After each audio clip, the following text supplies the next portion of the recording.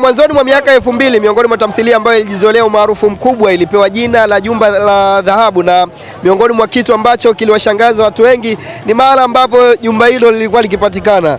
Katika tamthilia hiyo jumba hilo lilikuwa likipatikana katikati ya bahari ama baharini, lakini historia hiyo haihusiani kabisa na nyumba ambayo naiona nyuma yangu katika uwanja huu ama katika eneo hili la Meja Jenerali Isamuhyo Mbweni.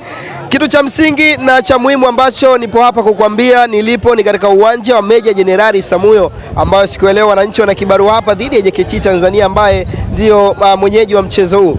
Ni mchezo wa NBC Premier League, ikiwa timu zote leo zinacheza ama zinamaliza karata zao za mwisho kufunga msimu wa 2025 2026. Kila timu, kila klabu ipo katika uwanja wake ambao leo wanautumia kwa maana ya kumaliza mchezo wake wa mwisho, lakini JKT na Young Africans wao wapo hapa Mbweni katika uwanja wa Jenerali Isamuhyo, na kama ambavyo Young Africans alianza mchezo wao wa kwanza dhidi ya Pamba Jiji katika uwanja wa Benjamin Mkapa, leo hii anamaliza hapa katika uwanja wa Meja Jenerali Isamuhyo. Kitu pekee ambacho mashabiki wa Young Africans wana matumaini nacho ni kushuhudia nyota wao kama Pacome Zouzoua, Mudathir Yahya, Alan Okello Starboy akifanya maajabu. Pengine wanatarajia kumwona Mudathir pengine akafanya yale aliyobora ambayo amezoea kuyafanya wakati wote.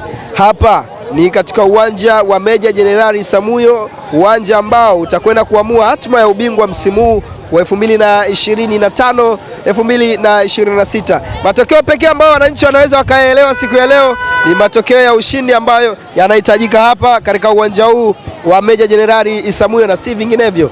Mimi ni Billy Tawatona, nyuma ya kamera ni Mnyodi Poison Kani, na hapa ni katika uwanja wa Meja Jenerali Isamuhyo.